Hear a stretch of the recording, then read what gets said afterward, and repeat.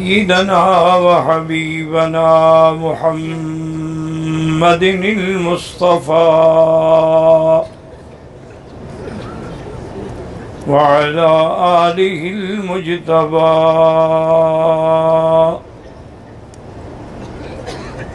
اللهم صل على سيدنا محمد النبي الأمي الهاشمي وعلى آله وأصحابه نجوم الهدى أما بعد فقد قال الله تبارك وتعالى في القرآن المجيد والفرقان الحميد أعوذ بالله من الشيطان الرجيم بسم الله الرحمن الرحيم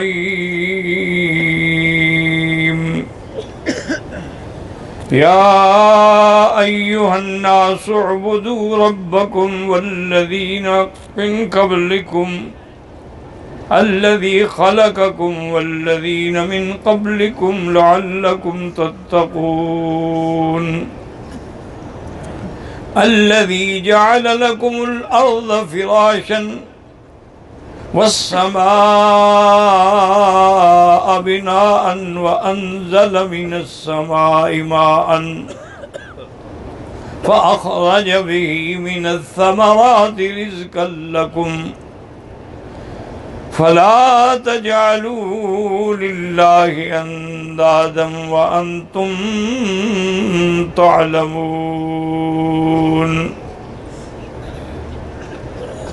قال النبي صلى الله عليه وسلم من مات يعلم لا إله إلا الله دخل الجنة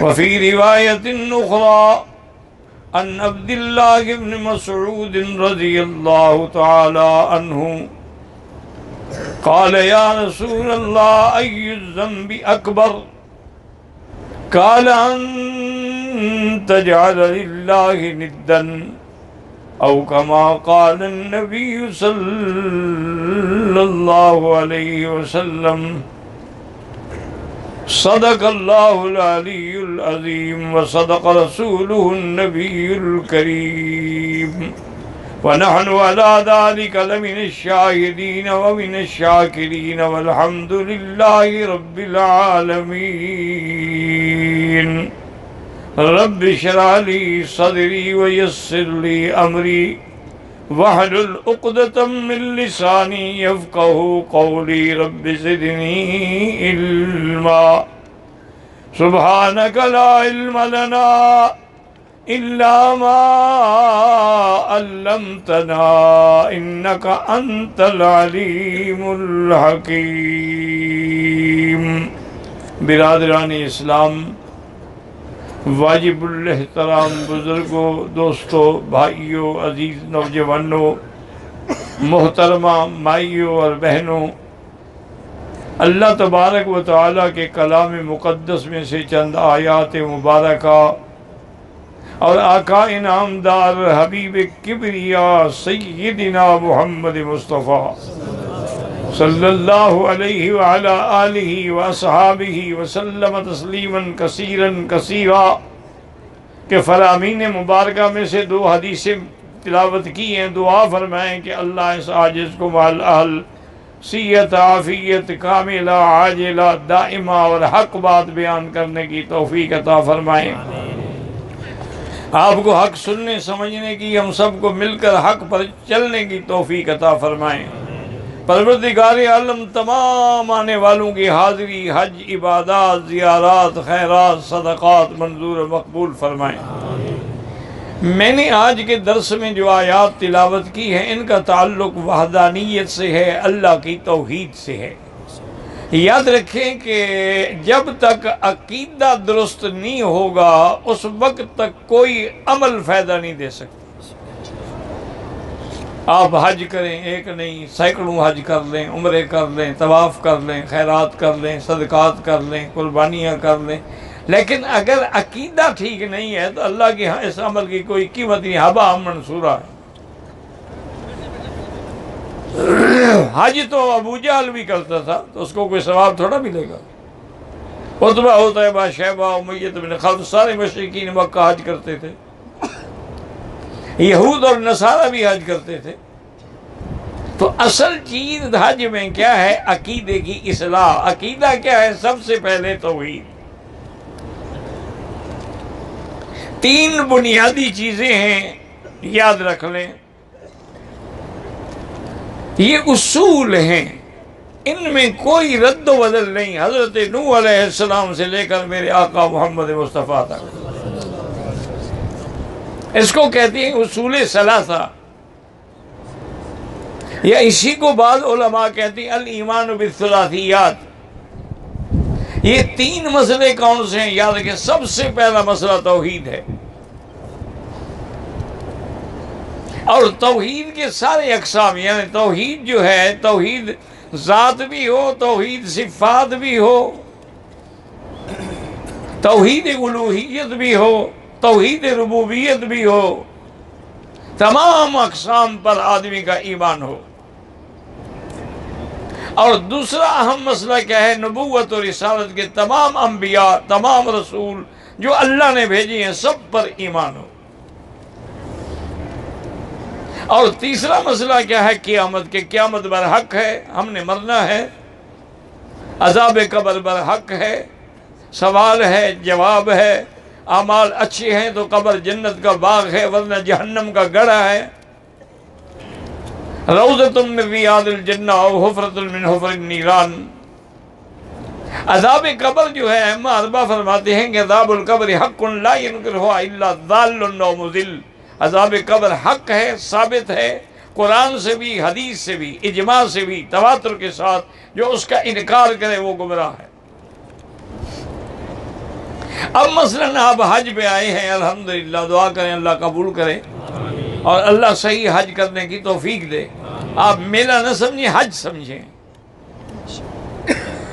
اب دیکھیں، یہ آج سے الحمدللہ یکم ذی الحج ہو گئی، یہ 10 ذی الحج کے جو دن ہیں، یہ بڑے عظمت والے، شان والے، افضلیت والے دن ہیں،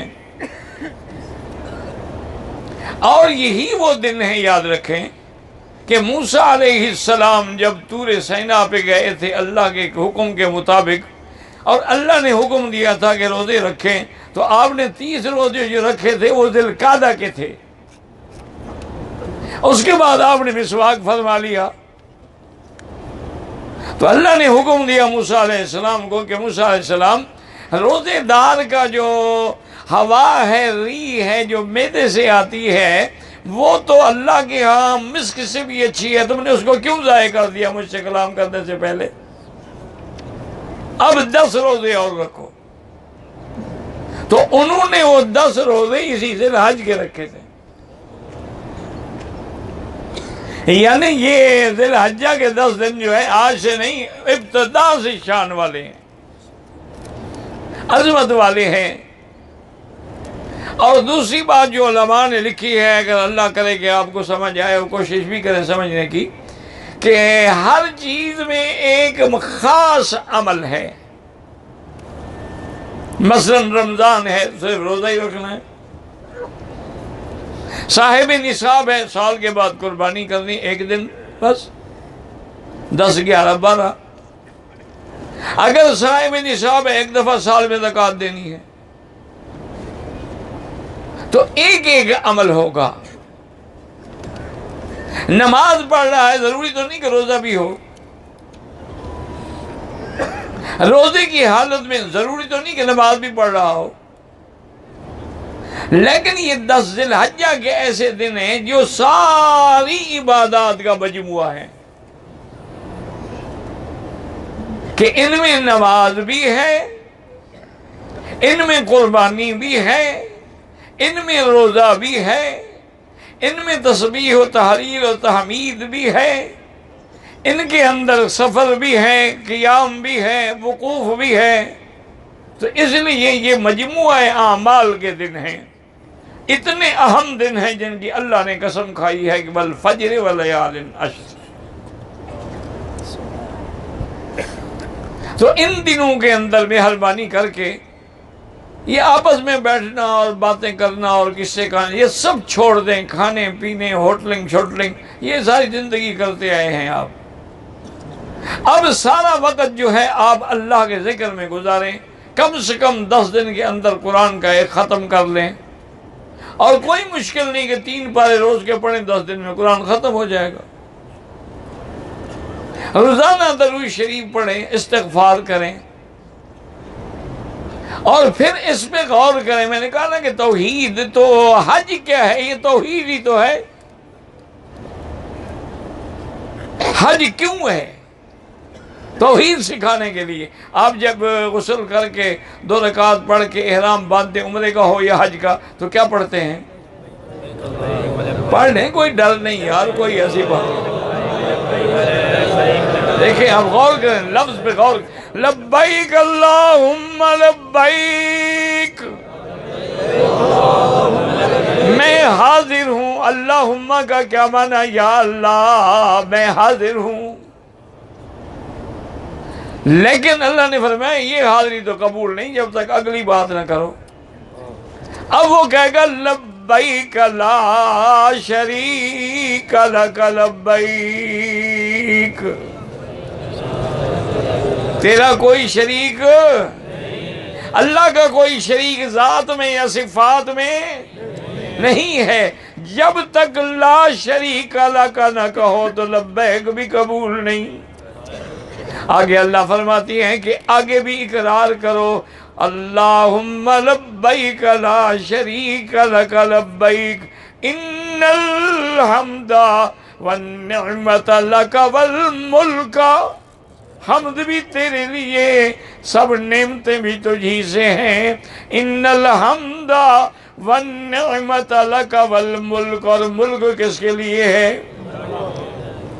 اللہ نے فرمایا اس پہ بھی بس نہ کرو، کہیں ایسا نہ کہہ دو کہ اللہ کا بھی ملک ہے اور پیروں کا بھی کچھ حصہ ہے. فرمایا والملک لا شریک لک. تو ابتدا کس سے ہو رہی ہے؟ توحید سے ہو رہی ہے کہ نہیں ہو رہی؟ اچھا حج کی انتہا جو ہے جب قربانی کرنے کے لیے جائیں گے تو کیا پڑھیں گے؟ قل ان صلاتی ونسکی ومحیای ومماتی للہ رب العالمین لا شریک لہ. کیا کہیں گے؟ اقرار کہ یا اللہ میری عبادات، میری نمازیں، میری زندگی، میری موت، میری کوئی سب تیرے لیے ہے. اللہ فرماتے ہیں تیرے لیے بھی ہے اور کسی اور کے لیے بھی ہے. فرمایا پھر میں تو قبول بھی نہیں کروں گا. اس لیے آگے اقرار کرو کہ لا شریک لک. تو حج کی ابتدا میں بھی توحید اور انتہا میں بھی توحید ہے. اچھا طواف کریں گے تو کیا کہیں گے؟ بسم اللہ اللہ اکبر وللہ الحمد. اچھا اگر طواف کے 2 رکعت پڑھو گے تو کیا کہو گے؟ قل یا ایھا الکافرون لا اعبد ما تعبدون. برات کا اقرار کرو گے. اب غور کریں کہ جو آیت میں نے پڑھی ہے کہ اللہ نے حکم دیا یا ایھا الناس، سب کے لیے حکم ہے. یہ عرب کے لیے نہیں، عجم کے لیے نہیں، مکے مدینے والوں کے لیے نہیں، ساری مخلوق کو اللہ نے حکم دیا ہے کہ یا ایھا الناس کیا کرو؟ اعبدوا ربکم.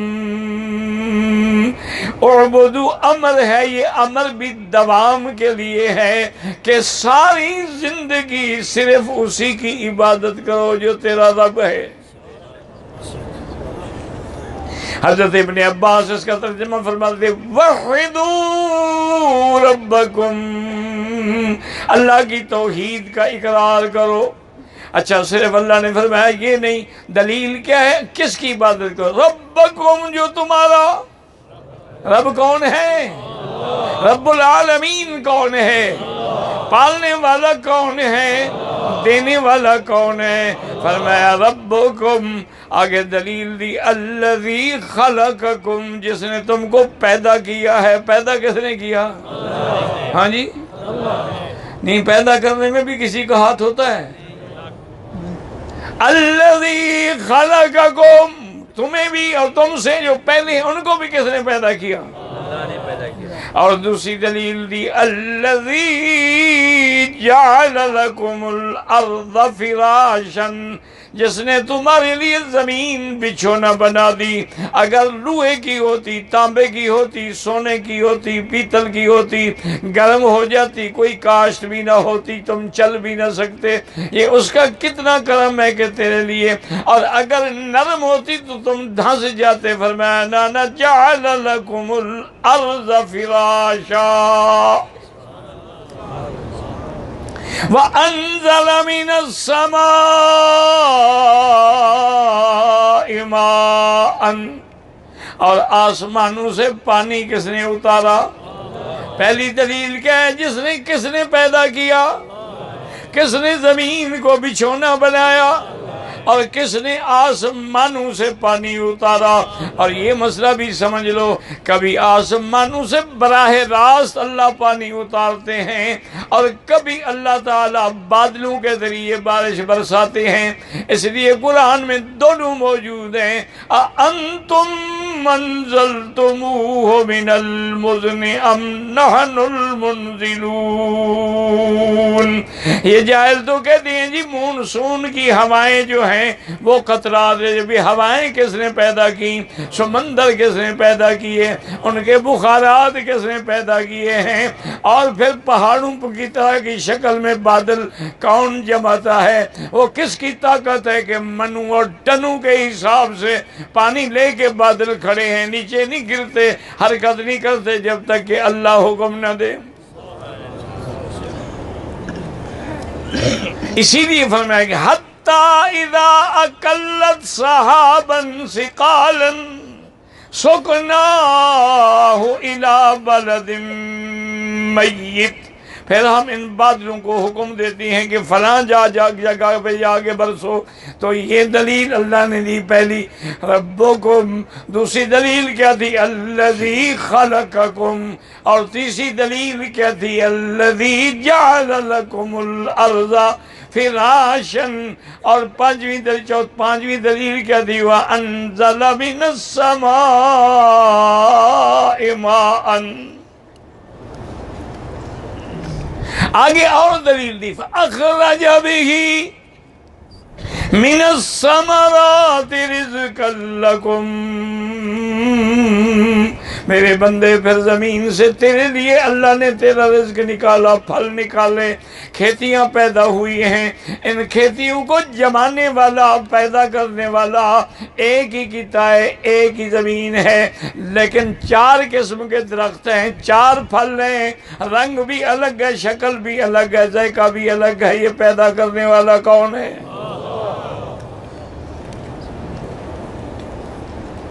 اسی لیے امام احمد ابن حنبل رحمت اللہ علیہ سے کسی نے توحید پر دلیل پوچھی تو آپ نے فرمایا بھی ایک بند مکان ہو جس میں نہ دروازہ ہے، نہ کھڑکیاں ہیں، نہ روشن دان ہے، اوپر سے سفید ہے، اندر سے پیلا ہے، اور کچھ دنوں کے بعد اس سے ایک حیوان پیدا ہوتا ہے، وہ باتیں کرتا ہے، بولتا ہے اپنی زبان۔ لوگوں نے کہا کہ آپ نے فرمایا انڈا دیکھا ہے؟ انہوں نے کہا جی، انہوں نے کہا اوپر سے سفید ہے، اندر سے پیلا ہے، کوئی کھڑکی، کوئی دروازہ، کوئی روشن دان ہے، کچھ عرصے کے بعد اندر سے بچہ نکل آتا ہے، وہ چو چو کر رہا ہے، یہ پیدا کرنے والا کون ہے؟ انہوں نے کہا اس کے بعد بھی تمہیں خدا کی توحید سمجھ نہیں آئی؟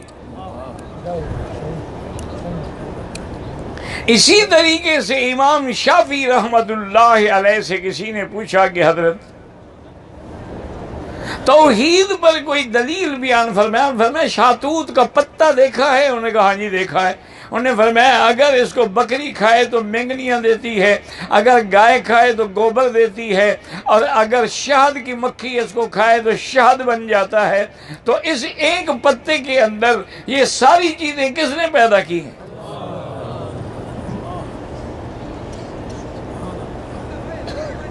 اسی طریقے سے ایک دہریہ تھا جو منکر خدا تھا، وہ خدا کو نہیں مانتا تھا۔ یاد رکھیں دنیا میں کئی لوگ ہیں، بعض ایسے ہیں جو دو خدا مانتے ہیں۔ وہ کہتے ہیں کہ خدا دو ہیں، ایک یزداں ہے، ایک اہرمن ہے، ایک خیر پیدا کرتا ہے، ایک شر پیدا کرتا ہے، ایک نور پیدا کرتا ہے، ایک اندھیرا پیدا کرتا ہے۔ ایک خدا کیسے خیر بھی کرے اور شر بھی کرے؟ وہ دو خدا مانتے ہیں۔ نصرانی جو ہیں وہ تین خدا مانتے ہیں، ان کا عقیدہ تثلیث کا ہے۔ اسی طریقے سے ہندو جو ہیں وہ تو خیر لاکھوں کروڑوں دیوتا مانتے ہیں، ہر کام کے لیے ان کا خدا الگ ہے، دیوتا الگ ہے۔ یہ لکشمی دیوی ہے جی دولت دیتی ہے، اور یہ دیوتا بارش برساتا ہے، اور یہ دیوتا قہر برساتا ہے۔ ان کے لاکھوں خدا ہیں، لیکن اللہ پر ایمان لانے والوں کا خدا، سچی بات کریں، اگر ایک ہو تو تم مختلف جگہوں پہ سجدے کیوں کرو؟ اگر خدا ایک ہے تو تم قبروں پہ جا کے نمراتے کیوں بیٹھو؟ اگر خدا ایک ہے تو تم بچے شہباز قلندر سے کیسے مانگتے ہو؟ اگر خدا ایک ہے تو تم دلدل کے نام کی منتیں مانتے ہو؟ اگر خدا ایک ہے تو ہر قبر پہ تم جھنڈیاں اور جھنڈے لگاتے ہو؟ یہ کیا ہے؟ تو امام صاحب کو اس نے چیلنج کیا کہ میں خدا کو نہیں مانتا، مناظرہ کرنا ہے تو میرے ساتھ مناظرہ کریں۔ وہ منکر خدا تھا، دہریہ جسے کہتے ہیں، سوشلسٹ جیسے ہیں یہ جتنے رشین بلاکس کے لوگ ہیں اکثر سوشلسٹ ہوتے ہیں، وہ خدا کو نہیں مانتے۔ وہ کہتے ہیں ہم جو کچھ کرتے ہیں ہم کرتے ہیں، خدا کا اس سے کیا تعلق ہے؟ اب جناب یہ ہے کہ وقت مقررہ پر وہ دہریہ بھی پہنچ گیا، امام صاحب نے آنے میں دیر کر دی عمدن۔ کافی دیر کے بعد امام صاحب تشریف لیا، اور وہ جناب نعرے لگا رہا ہے اور شیخیاں لگا رہا ہے، دیکھو مسلمانوں کا مناظرے کرنے والا جو بڑا امام بڑھایا ہوا ہے، انہوں نے وہ تو میرے ڈر کے مارے بھاگ گیا، آتا ہی نہیں۔ تھوڑی دیر کے بعد حضرت امام صاحب تشریف لے آئے، اس نے کہا کیا بات ہے، کیوں آپ نے دیر کر دی؟ اس نے کہا بھائی میری بات تو سنو، ہمارے اس شہر کے اور میں جہاں ہوں درمیان میں دریا ہے، اس میں کشتیاں چلتی ہیں، میں آگے کھڑا رہا، کشتیاں ساری نکل گئیں، اب جب تک مجھے کشتی نہ ملے میں دریا کیسے عبور کروں؟ میں اللہ سے دعا مانگتا رہا،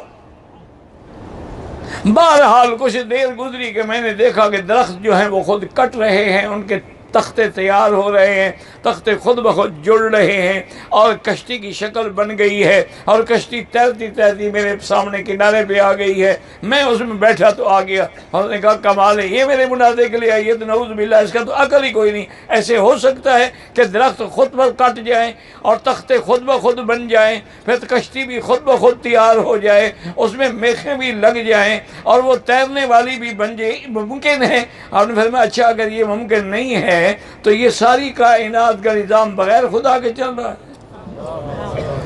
انہوں نے کہا مناظرہ تم ہار گئے ہو، ایک کشتی نہیں بن سکتی تو سارا نظام عالم کیسے چل سکتا ہے؟ اس نے کہا ہاں یہ بات تو خیر ٹھیک ہے، لیکن مجھے بتاؤ کہ خدا ہے کہاں؟ اب مسلمان تو کہہ سکتے ہیں کہ الرحمن والعرش استویٰ، اللہ عرش پہ ہے، جیسے اس کی شان کو زیبا ہے، کبائی علی کو بشان ہی لیکن کافر کو تو یہ بات سمجھانی مشکل تھی نا. آپ نے فرمایا جب دودھ منگواؤ، دودھ کا ایک مٹکا منگایا گیا. آپ نے اس سے پوچھا اس میں مکھن ہے؟ اس کو اگر بلوایا جائے مکھن نکلے گا؟ اس نے کہا ہاں جی ہے. اس نے کہا کہاں ہے؟ مجھے دکھاؤ مکھن کہاں ہے. میں نے کہا جی مکھن تو ہے لیکن میں دکھاؤ. آپ نے یہ تو مجازی چیز ہے، میرے تو خدا حقیقی ہے، اس کو تم کیسے دیکھ سکتے ہو؟ جیسے اس میں مکھن ہے میرا خدا بھی ہے. انہوں نے کہا اچھا اب ایک سوال اور بتائیں کہ خدا آپ کا خدا جو ہے اس کا رخ اس وقت کدھر ہے؟ مشرق میں، مغرب میں، شمال میں، جنوب میں؟ خدا کا رخ کدھر ہے؟ اور میں بھی ایک شمع منگاؤ. شمع منگائی گئی اور انہوں نے شمع کو جلاؤ. جب شمع جلی تو آپ نے پوچھا کہ اس کی روشنی کس طرف ہے؟ دیکھا یہ تو ہر طرف ہے. تو انہوں نے کہا اگر اس مجازی شمع کی روشنی ہر طرف ہے تو میرا خدا کی چہرہ بھی ہر جگہ ہے. اینما تولوا فثم وجہ اللہ.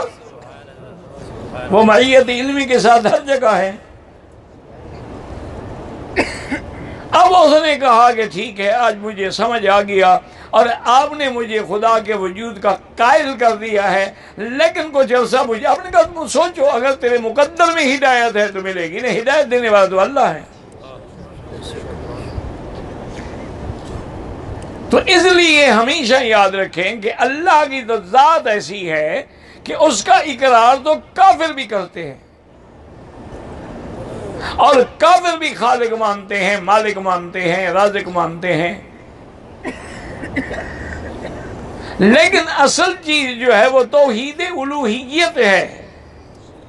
اصل چیز جو ہے وہ یہی ہے کہ آدمی کو اس کا معنی آئے کہ لا الہ، پڑھ لو ایک دفعہ، لا الہ الا اللہ محمد الرسول اللہ.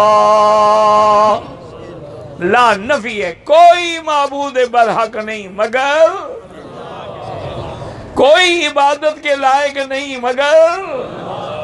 فلا تجعلوا للہ اندادا، انداد ند سے ہے، اس کا معنی شریک بھی ہے، اس کا معنی مثیل بھی ہے، اس کا معنی مقابل بھی ہے. یعنی اللہ کا شریک نہ بناؤ، مثیل نہ بناؤ، مقابل نہ بناؤ، اس کا کوئی شریک نہیں ہے. لا شریک لہ ولا وزیر لہ ولا مثل لہ ولا مثال لہ ولا مثیل لہ لیس کمثلہ شیء وہو السمیع البصیر.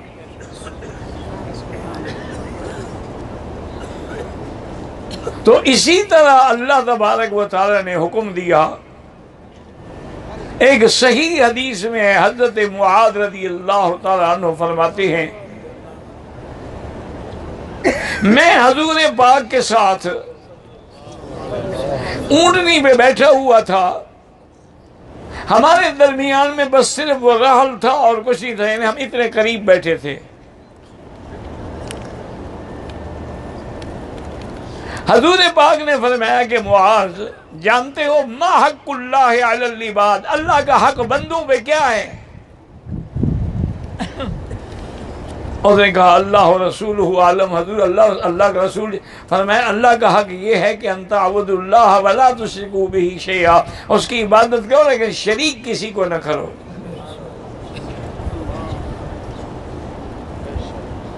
کیا مانے عبادت کس کی کرو؟ اچھا اگر تم کعبے کا طواف بھی کرو اور قبر کا بھی کرو تو شریک تو تم نے بنا لیا. اگر تم حج کی قربانی بھی ذبح کرو اور پیر کے نام پہ اٹا گھٹا بھی چڑھاؤ تو شریک تو تم نے بنا لیا. اگر تم خدا کو بھی سجدہ کرو اور قبروں پہ بھی سجدہ کرو تو شریک تو ہاں یہ کہنا کہ جی نہیں وہ تعظیمی سجدہ ہے، تو جو اللہ کا ہم کرتے ہیں اللہ کی تعظیم نہیں ہوتی ہمارے دل میں. عبادت ہو ہی نہیں سکتی جب تک دل میں تعظیم نہ ہو. آپ نے کبھی سپیکر کو سجدہ کیا ہے؟ کیوں؟ تعظیم جو نہیں ہے اس کی دل میں. سجدہ تو ہوتا اسی جگہ ہے جہاں دل میں عظمت ہو. تو حضور نے فرمایا کہ معاذ اللہ کا حق یہ ہے کہ اس کی عبادت کرو اور اس کی عبادت میں کسی کو شریک نہ کرو. اور فرمایا اچھا تمہیں یہ پتا ہے کہ ما حق العباد علی اللہ، بندوں کا حق اللہ پہ کیا ہے؟ اور یا رسول اللہ اللہ جانتے ہیں، اللہ کے رسول جانتے ہیں۔ اور فرمایا بندوں کا حق یہ ہے کہ اگر وہ شرک نہ کریں اور توحید میں موت آئے تو وہ ان کو جنت عطا فرمائے، یہ ان کا حق ہے۔ من قال لا الہ الا اللہ دخل الجنہ، من مات لا یشرک باللہ شیئا دخل الجنہ، جس کی موت ایمان پہ آئے اور اللہ کے ساتھ کسی کو ذات میں صفات میں شریک نہ کرے۔ اور اسی طرح دیکھیں نا کہ اللہ کے کتنے نام ہیں، اللہ نے خود فرمایا میرے نام ہیں اور مجھے انہی ناموں سے پکارو۔ اور صحیح حدیثوں میں تو 99 نام ہیں، ان للہ 99 اسما، لیکن بعض علماء نے 1000 بھی لکھا ہے، 3000 بھی لکھا ہے، لیکن صحیح حدیثوں میں 99 نام۔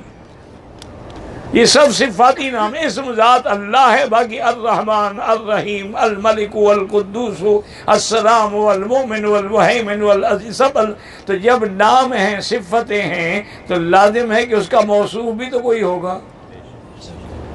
صفت ہو اور موصوف نہ ہو یہ تو ہو نہیں سکتا، تو اس کا معنی یہ ہے کہ اللہ کی ذات موجود ہے۔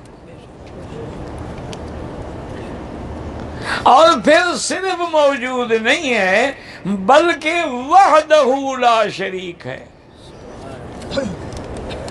اسی لیے میرے آقا نے فرمایا کہ عرفات میں سب سے بڑا وظیفہ، سب سے اہم دعا جو ہے الذی قلت انا والنبیون قبلی، جو میں نے بھی پڑھی مجھ سے پہلے انبیاء نے بھی، وہ کیا ہے؟ لا الہ الا اللہ۔ دل سے پڑھ لو۔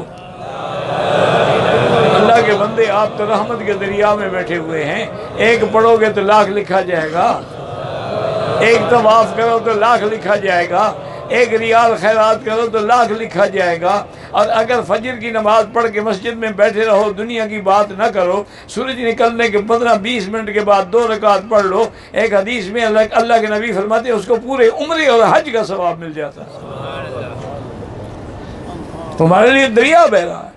مغرب کے بعد بیٹھ کے 2 رکعت سنت جو ہے وہ تو مؤکد ہے، اس کے علاوہ 4 رکعتیں پڑھنے پورے عمرے کا ثواب ملتا ہے۔ اور عرفات میں حضور نے جو وظیفہ پڑھا ہے یاد رکھنا، یہ اس کو زیادہ سے زیادہ پڑھنا، کھڑے ہوئے بیٹھے ہوئے۔ لا الہ الا اللہ وحدہ لا شریک لہ لہ الملک ولہ الحمد وہو علی کل شیء قدیر۔ اللہ آپ کو بھی اور مجھے بھی صحیح حج کی توفیق عطا فرمائے۔